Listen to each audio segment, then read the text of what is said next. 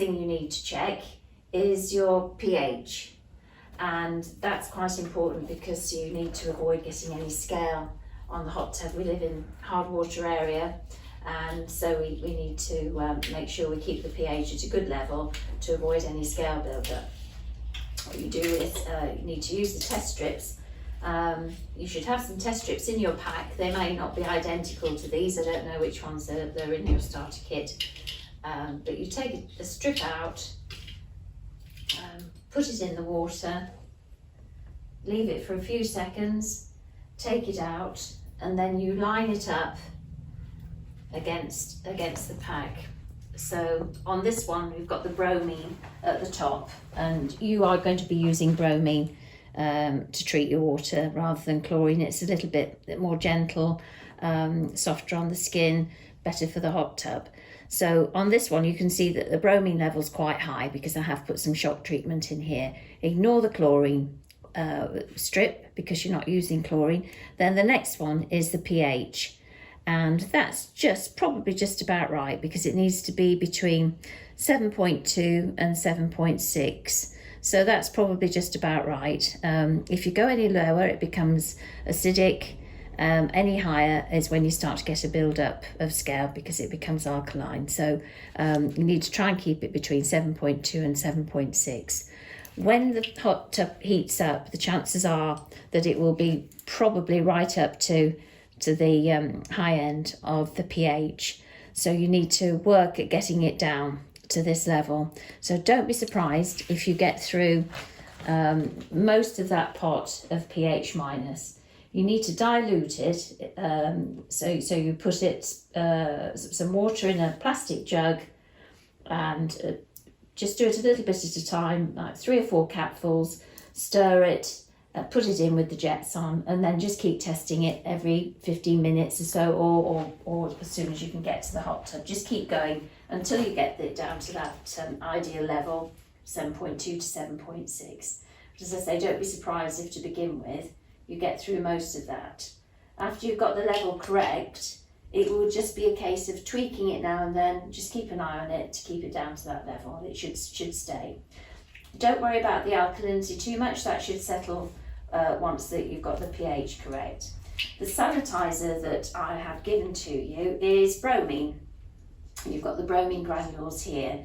So once your initial shock treatment from the sachet has been used up, then you need to start dosing the hot tub with the bromine granules, and that's important to keep that up. That's your sanitizer. Every time somebody goes in the hot tub, that's when it uses up the bromine. So that needs to be up between 2 and 5 on the scale where the arrows are, and need to keep that going. That's the important thing, to keep it hygienic to use. You've got some bromine tablets and a little floating dispenser. So whenever you're not in the hot tub, when you're not using it, you can put just 1 or 2 tablets, no more, in the floating dispenser and leave it in there, and that maintains the level of the bromine. You change the level with the granules, and then to maintain it you just put this floating dispenser in with 1 or 2 tablets whenever you're not in the hot tub. Once a week you give it a shock treatment. It's a non-chlorine shock, so it's not got any bromine or chlorine in, so it won't change your levels, but there's a scoop in there, and you will use 2 scoops once a week. There's a sticker on the top that tells you to do that. And then keep an eye on your filters.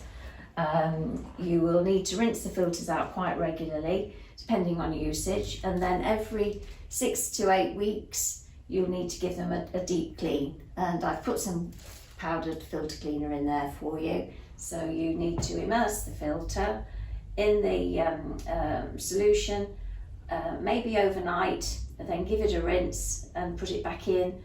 Always when you take the filter out of the hot tub, turn it off at the isolator. Always do that whenever you take the filter out.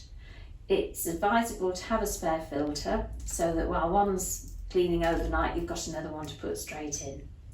They last about a year, a bit longer if you've got more than one, so that you're rotating them.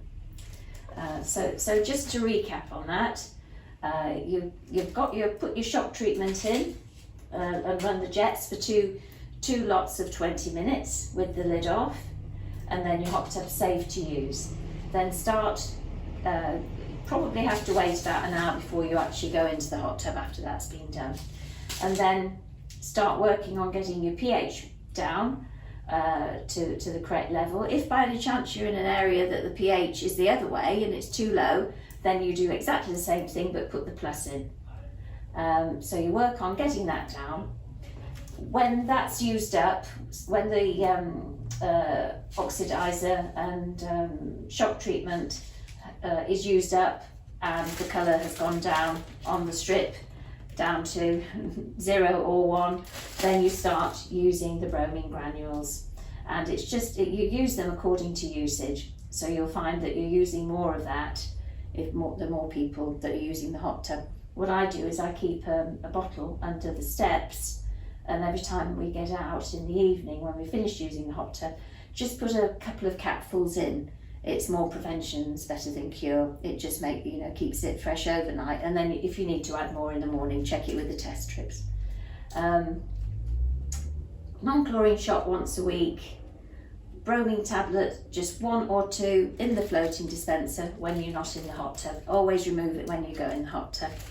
And the filters, make sure that you give them a good rinse with the hose pipe regularly, but then every 6 to 8 weeks give them an overnight soak in the solution that I've left for you. Can't think of anything else. There's something called no foam here, which if you do get foam, you just put that directly onto the bubbles and that disperses. Try to avoid using swimsuits that have been washed in the washing machine because the detergent can stay in there. As soon as the jets go on, it can cause foam. Same with body lotions and things like that. So that's quite a useful thing to have. There's a spare sachet of the oxidizer. So if by any chance you did lift the lid one morning and it was a little bit murky, put that in with the jets on, and that takes a few hours to work through, but that's quite effective. The other thing we've supplied you with is O-Care, and you're under no obligation to continue using it, but that's a 3-month supply. And what it does, it's not chemicals, it's minerals, and it keeps the pipes clean of biofilm. And it's just very good for the hot tub, makes the water soft, but the main thing is it keeps the biofilm out of the pipes, which means you're not adding extra bromine to kill the bacteria in the pipes, because that's keeping them clean. If you continue to use it after the 3 months, if you sign up to use it, then we give you a lifetime warranty on your pumps. But you're under no obligation to do that, but have a good read up on it. There's a little leaflet in there. Also, there's a good app, O-Care app, which is free, and it's worth looking at that. And even if you didn't continue with the O-Care, it's quite a useful little app to have. Helps you with water care. So have a look and see what you think about that, and start to use that straight away. There's 2 bottles in there, bottle 1, bottle 2, and just follow the instructions once a week. Put a dose of bottle 1 in and a dose of bottle 2 in. Just a point about the O-Care, the water does go a little cloudy for a few hours after you've put that in, but it does clear. It clears in 2 or 3 hours, so you could put it in at night and then by the morning it's nice and clear. The other thing to mention is that the recommendation for emptying the hot tub is every 3 months. And if you're really on top of your water care, not too many people using it, you may extend that. It might be a bit longer. You'll know when the water needs changing because you're suddenly adding more chemicals to keep the water fresh. It also starts to feel different. Equally, if there's a lot of people using the hot tub and it's getting a lot of use, you may need to change it sooner than the 3 months. But there will be a drain valve on your hot tub, which you can just open to let the water out, or attach a hose pipe to it. What a lot of people do is purchase a lightweight submersible pump, and it takes about 15-20 minutes to empty the hot tub, so it's a lot quicker and easier. Whichever way you find the easiest. And I think that's about it. I think I've covered everything. Any questions, don't hesitate to call me. If you're worried about anything or there's something that you don't understand, give us a call. We're here every day. Thank you. Hope you enjoy your hot tub.